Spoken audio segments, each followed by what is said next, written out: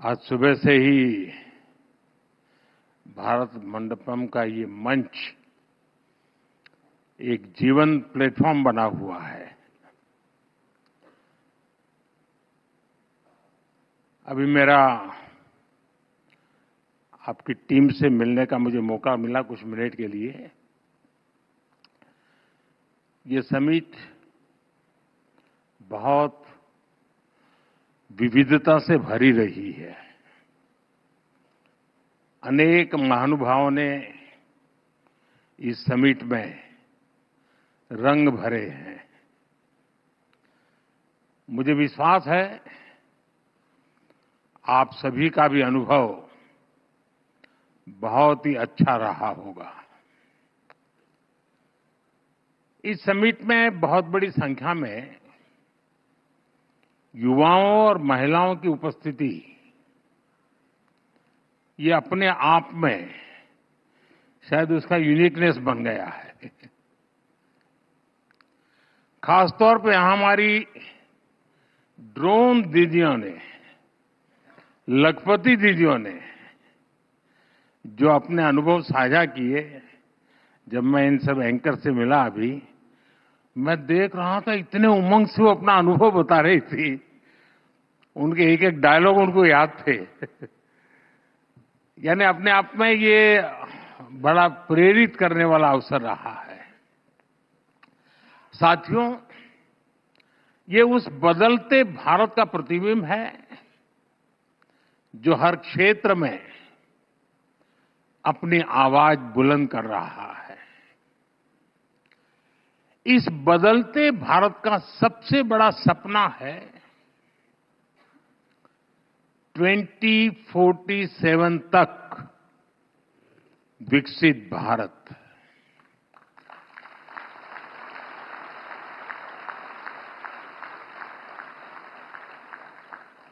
देश के पास सामर्थ्य है, देश के पास संसाधन है और देश के पास इच्छा शक्ति भी है। स्वामी विवेकानंद जी कहते थे, उठो जागो और तब तक नहीं रुको जब तक अपना लक्ष्य प्राप्त न कर लो। आज वही भावना मैं हर देशवासी में देख रहा हूं। विकसित भारत के लक्ष्य की प्राप्ति में ऐसे मंथन, ऐसी चर्चाएं और उसमें भी युवाओं की भागीदारी, इसकी बहुत बड़ी भूमिका है। आपने इतनी शानदार समिट का आयोजन किया और इसके लिए मैं मेरे मित्र अतिदेव सरकार जी को, मेरा पुराना साथी रजनीश को और एबीपी नेटवर्क की पूरी टीम को बहुत बधाई देता हूं।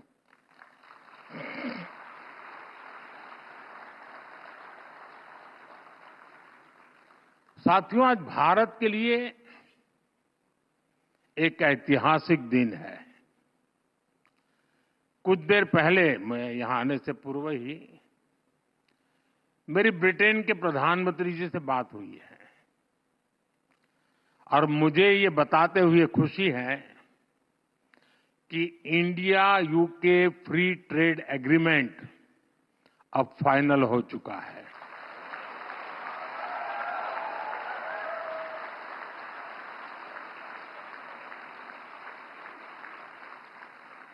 विश्व की दो बड़ी और ओपन मार्केट इकोनॉमी के बीच आपसी व्यापार और आर्थिक सहयोग का यह समझौता दोनों देशों के विकास में नया अध्याय जोड़ेगा। ये हमारे युवाओं के लिए बहुत बड़ी खुशखबरी है। इससे भारत में इकोनॉमिक एक्टिविटी को बूस्ट मिलेगा और इंडियन बिजनेसेस और एमएसएमईज के लिए नई अपॉर्चुनिटीज के रास्ते खुलेंगे। आपको पता है कुछ ही समय पूर्व हमने यूएई, ऑस्ट्रेलिया, मॉरिशस इनके साथ भी ट्रेड एग्रीमेंट साइन किए हैं। यानी भारत आज सिर्फ रिफॉर्म से नहीं कर रहा, बल्कि दुनिया के साथ एक्टिवली एंगेज करके अपने आप को एक वाइब्रेंट ट्रेड और कॉमर्स हब बना रहा है। साथियों, बड़े निर्णय लेने के लिए, अपने लक्ष्यों की प्राप्ति के लिए जरूरी है कि देश का हित सर्वोपरि रखा जाए।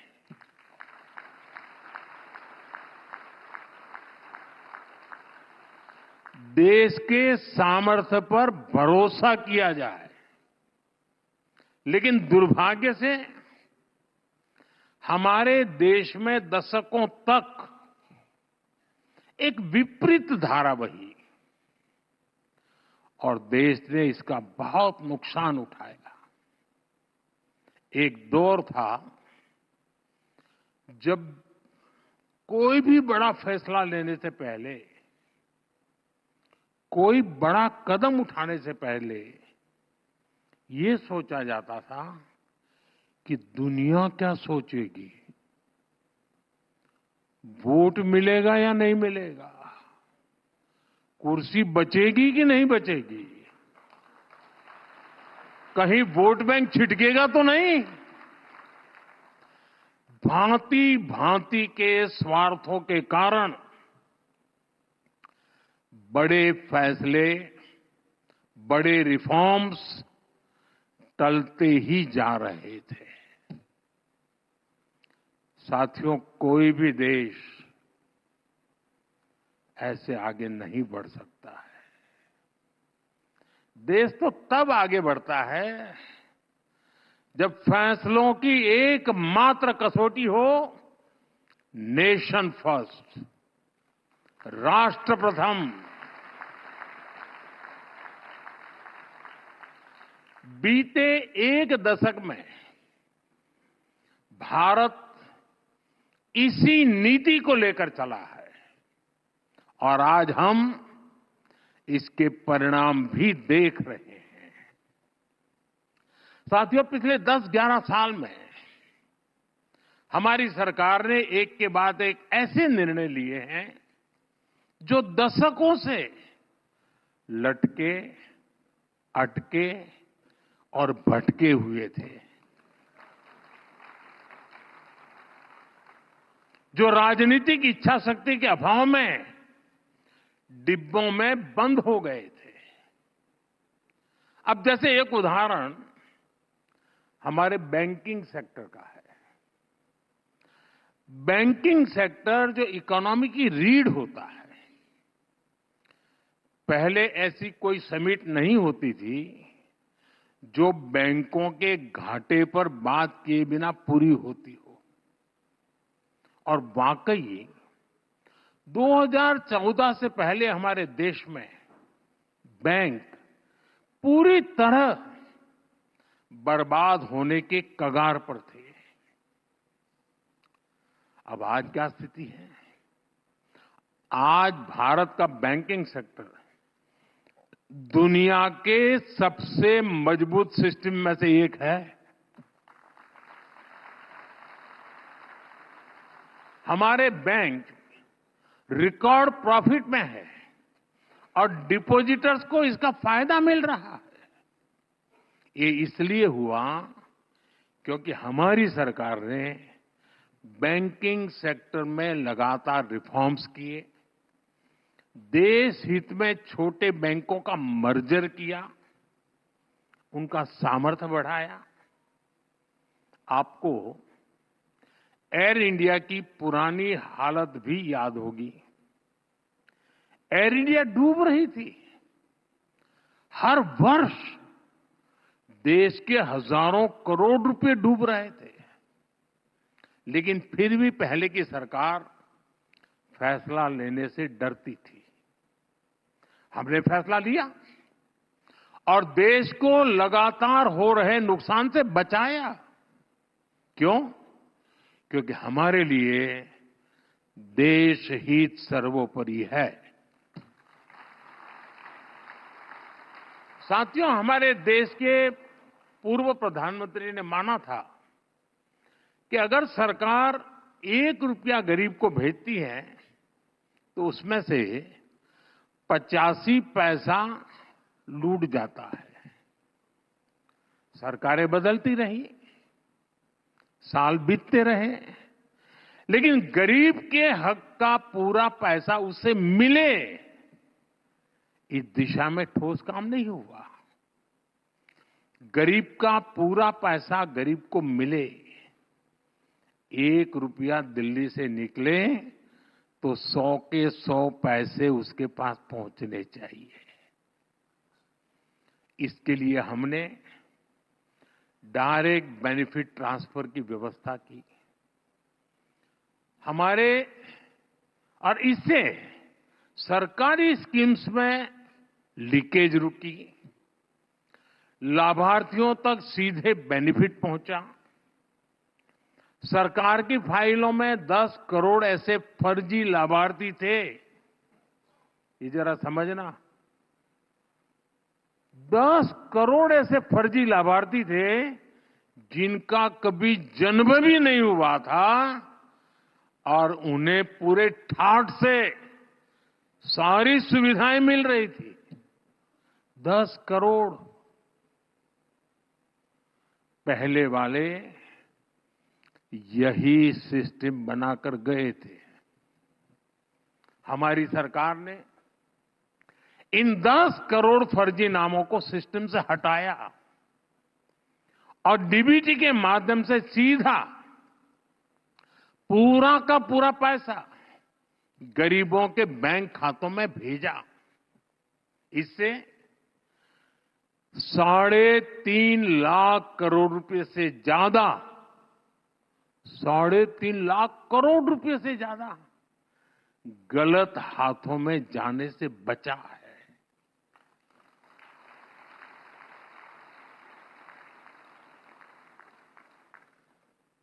मतलब ये आपका पैसा बचाया है। पैसा आपका बचा, गाली मोदी ने खाई।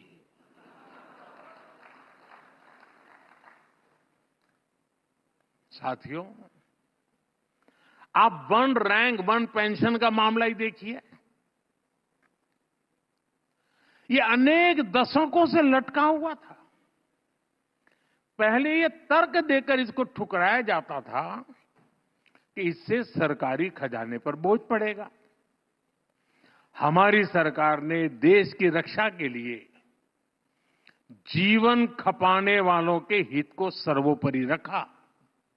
आज ओआरओपी से लाखों लाख सैनिक परिवारों का फायदा हो रहा है।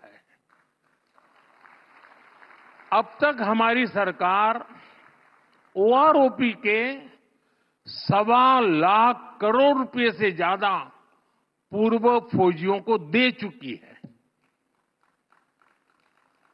साथियों, देश में गरीब परिवारों को भी आरक्षण मिले, इसको लेकर भी दशकों तक सिर्फ बातें हुई। इसको लागू करने का निर्णय हमारी सरकार ने किया। लोकसभा और विधानसभा में महिलाओं को 33% आरक्षण के मामले में क्या क्या होता रहा, ये भी देश ने पूरी तरह देखा है। इसके पीछे भी कुछ लोगों का स्वार्थ था, लेकिन राष्ट्रहित में ये जरूरी था। इसलिए हमारी सरकार ने लोकसभा विधानसभा में विमेन रिजर्वेशन का कानून बनाकर नारी शक्ति को सशक्त किया। साथियों, अतीत में कितने ही ऐसे विषय रहे जिन पर चर्चा करने के लिए ही कोई तैयार नहीं था। डर था कि कहीं वोट बैंक नाराज हो जाए तो। अब जैसे ट्रिपल तलाक का मामला, इसे अनगिनत मुस्लिम बहनों का जीवन बर्बाद हुआ, लेकिन सत्ता में बैठे लोगों को इससे कोई फर्क नहीं पड़ता था। महिलाओं के हित में, मुस्लिम परिवारों के हित में हमारी सरकार ने ट्रिपल तलाक के विरुद्ध कानून बनाया। वक्फ कानून में जरूरी सुधार की जरूरत भी अनेक दशकों से महसूस की जा रही थी, लेकिन वोट बैंक को खुश करने के लिए इस नेक काम को भी बदनाम करके रख गया था। अब जाकर वक्फ कानून में वो संशोधन किए गए हैं जो सही मायने में मुस्लिम माताओं बहनों, गरीब मुसलमान, पसमानदा मुसलमानों के काम आएगा। साथियों, एक और बहुत बड़ा काम हुआ है जिसकी चर्चा उतनी नहीं होती। ये काम नदियों से जोड़ने से जुड़ा है। अभी पानी के संबंध में अतिदेव जी ने पूछा क्या करेंगे। दशकों तक हमारी नदियों के पानी को तनाव का, झगड़े का विषय बनाकर रखा गया, लेकिन हमारी सरकार ने राज्य सरकारों के साथ मिलकर नदियों के जोड़ने का एक महाअभियान शुरू किया है। केन बेतवा लिंक परियोजना, पार्वती काली सिंध चंबल लिंक परियोजना, इनसे लाखों किसानों को फायदा होगा। वैसे आजकल तो मीडिया में पानी को लेकर काफी चर्चा चल रही है।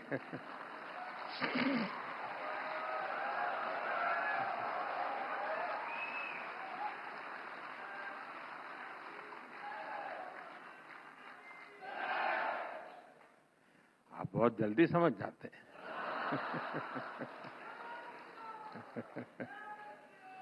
पहले भारत के हक का पानी भी बाहर जा रहा था, अब भारत का पानी भारत के हक में बहेगा।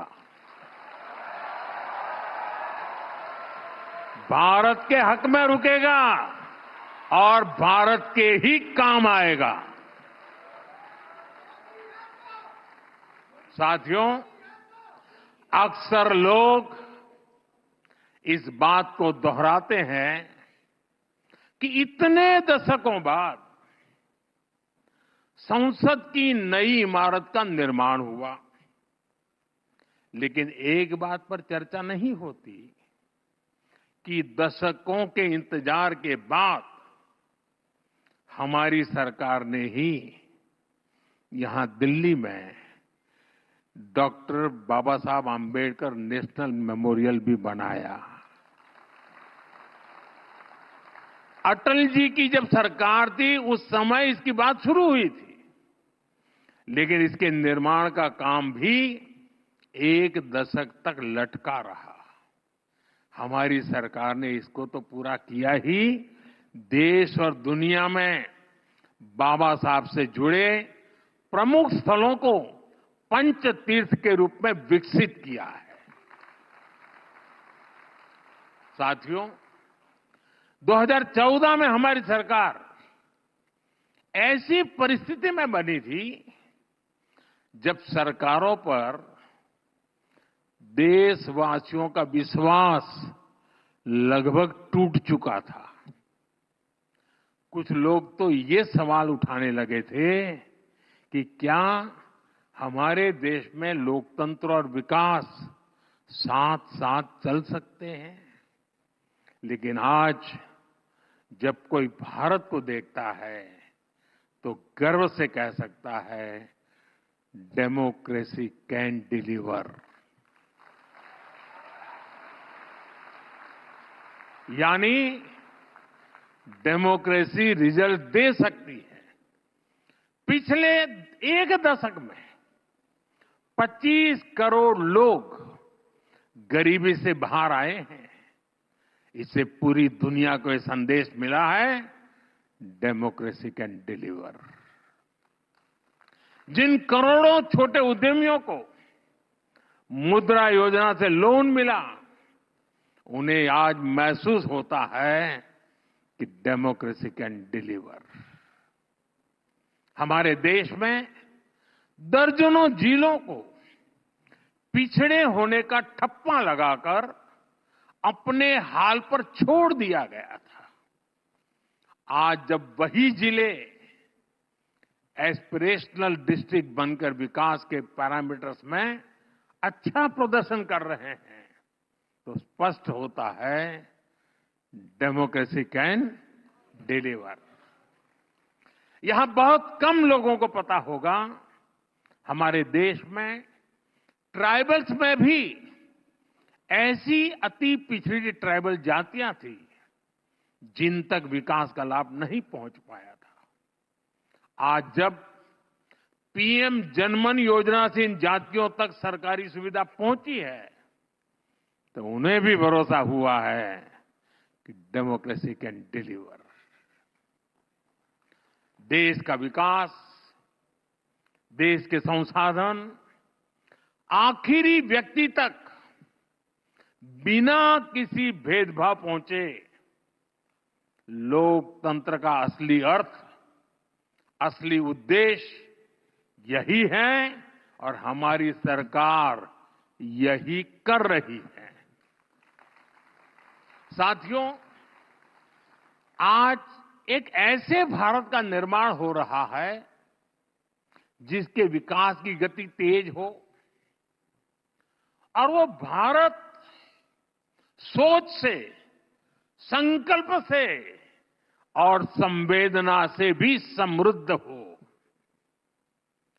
हमने ह्यूमन सेंट्रिक ग्लोबलाइजेशन का वो रास्ता चुना है जहां ग्रोथ सिर्फ बाजार से तय नहीं होगी, लोगों को गरिमा का जीवन मिले, उनके सपने पूरे हो। हमारे लिए ये विकास का बड़ा पैमाना है। हम जीडीपी सेंट्रिक अप्रोच के बजाय जीईपी सेंट्रिक प्रोग्रेस की तरफ बढ़ रहे हैं। और जब मैं जीईपी कहता हूं तो इसका अर्थ है gross empowerment of people, GEP मतलब सबका सशक्तिकरण। जब गरीब को पक्का घर मिलता है तो वो सशक्त होता है, उसका स्वाभिमान बढ़ता है। जब गरीब के घर में शौचालय बनता है तो उसे खुले में शौच के अपमान और पीड़ा से मुक्ति मिलती है। जब आयुष्मान भारत योजना से गरीब को 5 लाख रुपए तक का मुफ्त इलाज मिलता है तो उसके जीवन की बहुत बड़ी चिंता कम होती है। ऐसे अनेक उदाहरण हैं जो संवेदनशील विकास के रास्ते को मजबूत कर रहे हैं, देश की जनता को एम्पावर कर रहे हैं। साथियों, अभी कुछ दिनों पहले सिविल सर्विस डे के दौरान मैंने नागरिक देवो भव इस मंत्र की बात कही थी। ये हमारी सरकार का मूल विचार है। हम जनता में जनार्दन देखने वाले लोग हैं। पहले सरकार में माई बाप कल्चर हावी होता, अब जनता की सेवा की भावना ही उसी को लेकर काम होता है। सरकार खुद नागरिक तक सेवा पहुंचाने की पहल करती है। यहां बहुत से नौजवान साथी हैं। आजकल तो आप हर फॉर्म ऑनलाइन भरते हैं। एक समय था जब अपने ही डॉक्यूमेंट्स को अटेस्ट कराने के लिए सरकारी दफ्तरों के चक्कर काटने पड़ते थे। अब आप वही सारे काम सेल्फ अटेस्ट करके भी कर सकते हैं। साथियों, ऐसी ही पुरानी व्यवस्था सीनियर सिटीजन्स के लिए थी। बुजुर्ग लोगों को हर साल खुद के जीवित होने का प्रमाण देने के लिए अपने पुराने ऑफिस जाना पड़ता था और जाके कहना पड़ता मैं जिंदा हूं, या फिर बैंक में जाकर बताना पड़ता था कि मैं जीवित हूं, मुझे पैसे मिलने चाहिए। हमने इसका समाधान निकाला। अब सीनियर सिटीजन कहीं से भी डिजिटली अपना जीवन प्रमाण पत्र दे सकते हैं। बिजली कनेक्शन लेना हो, पानी का नल लगवाना हो, बिल जमा करना हो, गैस बुक करानी हो और यहां तक कि गैस सिलेंडर की डिलीवरी लेनी हो, उसके लिए भी बार बार कहना पड़ता था। कई लोग छुट्टी लेकर ये सारा काम, नौकरी में तो एक दिन छुट्टी रखनी पड़ती है अपने इन कामों के लिए। अब देश में व्यवस्था बदली है, ऐसे ढेर सारे काम अब ऑनलाइन हो जाते हैं। हम लगातार ये कोशिश कर रहे हैं कि हर वो इंटरफेस जहां लोगों को सरकार से कोई इंटरेक्शन करना हो, जैसे पासपोर्ट का काम हो, टैक्स रिफंड का काम हो, ऐसे हर काम सिंपल, फास्ट और एफिशिएंट है। यही नागरिक देवो भव, इसका उस मंत्र का उद्देश्य है। और इसी भाव पर चलते हुए हम 2047 के विकसित भारत की नींव को मजबूत कर रहे हैं। साथियों, भारत आज अपनी परंपरा और प्रगति को एक साथ लेकर चल रहा है। विकास भी, विरासत भी, ये हमारा मंत्र है। ट्रेडिशन और टेक्नोलॉजी कैसे एक साथ थ्राइव करती है, ये हम भारत में देख रहे हैं। आज हम डिजिटल ट्रांजैक्शन में दुनिया में टॉप के देशों में हैं और साथ ही हम योग और आयुर्वेद के ट्रेडिशन को भी पूरी दुनिया में ले जा रहे हैं। आज दुनिया भारत में निवेश करने के लिए उत्सुक है। बीते एक दशक में रिकॉर्ड एफडीआई भारत में आया है और साथ ही चोरी की गई कलाकृतियां और दूसरा सामान भी रिकॉर्ड संख्या में भारत आ रहा है। आज भारत दुनिया का दूसरा सबसे बड़े से सुपर फूड के उत्पादन में भी सबसे आगे है। इतनी गहराई से हम अपनी जड़ों से जुड़ेंगे, आधुनिकता के साथ हमारा जुड़ाव भी उतना ही मजबूत होगा। हम हजारों वर्षों की अपनी विरासत को आने वाले हजारों वर्षों के लिए भारत की ताकत बना रहे हैं। साथियों, 2047 तक विकसित भारत की इस यात्रा में हर कदम का अपना महत्व है और कई बार कुछ लोगों को इस बात का अंदाजा भी नहीं होता कि सरकार जो निर्णय आज ले रही है उसका मल्टीप्लायर इफेक्ट कितना बड़ा होगा, कितना दूरगामी होगा। मैं आपको एक ही सेक्टर का, मीडिया और कंटेंट क्रिएशन का उदाहरण दूंगा।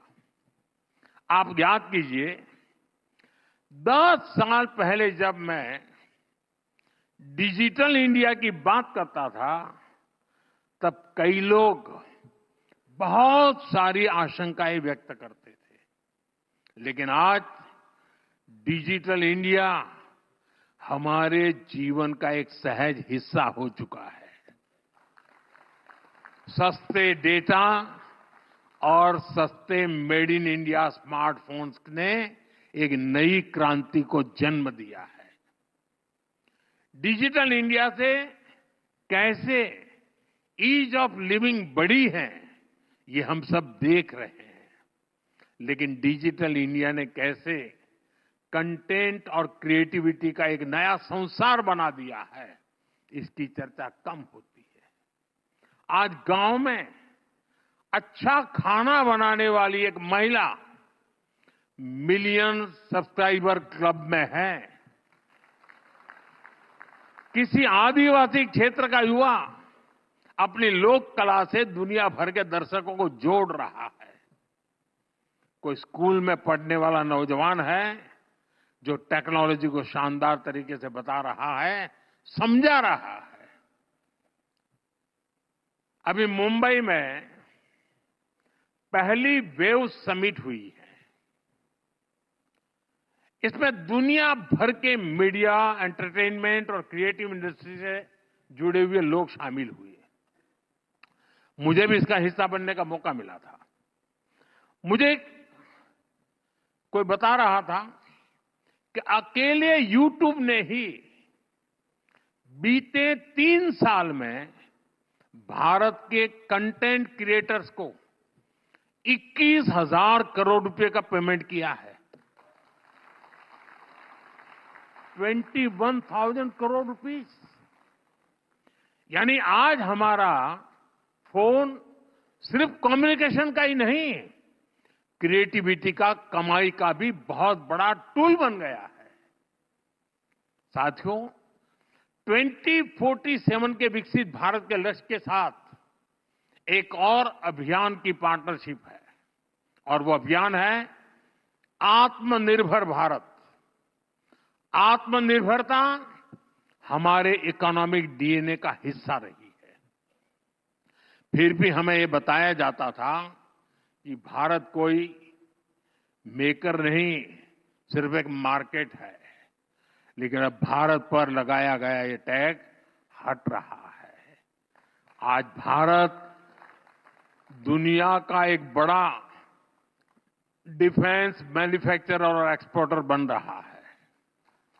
भारत के डिफेंस प्रोडक्ट्स 100 से ज्यादा देशों में एक्सपोर्ट हो रहे हैं। हमारे डिफेंस एक्सपोर्ट की फिगर भी लगातार बढ़ रही है।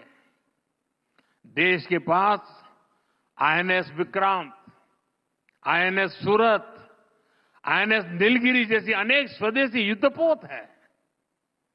इन्हें भारत ने अपने सामर्थ्य से बनाया है। आज भारत अनेक ऐसे सेक्टर्स में भी शानदार काम कर रहा है जो पहले हमारी ताकत नहीं रहे। जैसे इलेक्ट्रॉनिक सेक्टर है। बीते वर्षों में भारत एक बड़ा इलेक्ट्रॉनिक्स एक्सपोर्टर बनकर उभरा है। आज हमारे लोकल प्रोडक्ट्स ग्लोबल हो रहे हैं। हाल में ही एक्सपोर्ट से जुड़े आंकड़े आए हैं। भारत का एक्सपोर्ट बीते वर्ष करीब $825 बिलियन के रिकॉर्ड स्तर पर पहुंच गया है। $825 बिलियन। यानी सिर्फ एक दशक में भारत ने अपना एक्सपोर्ट करीब करीब 2 गुना किया है। इसे और गति देने के लिए, नई ऊंचाई पर पहुंचाने के लिए इस साल के बजट में हमने मिशन मैन्युफैक्चरिंग का भी ऐलान किया है। मैन्युफैक्चरिंग की ये ताकत भारत के लोगों की पहचान, क्रिएटर्स, इनोवेटर्स और डिसरप्टर्स के रूप में आज दुनिया में उसकी एक पसंद बना रही है। साथियों, ये दशक आने वाली सदियों के लिए भारत की दिशा तय करने वाला है। ये देश का नया भाग्य लिखने का कालखंड है। ये स्पिरिट मैं देश के हर नागरिक में देख रहा हूं। देश के हर संस्थान, हर सेक्टर में देख रहा हूं। इस समिट के दौरान भी यहां जो चर्चा हुई है, उसमें भी हमने यही महसूस किया है। मैं एक बार फिर एबीपी नेटवर्क को इस समिट के लिए बहुत बहुत बधाई देता हूं। और मुझे भी, क्योंकि अब देर रात होने वाली है, फिर भी आप इतनी बड़ी तादाद में यहां मौजूद हैं, ये भी अपने आप में उज्जवल भविष्य की निशानी है।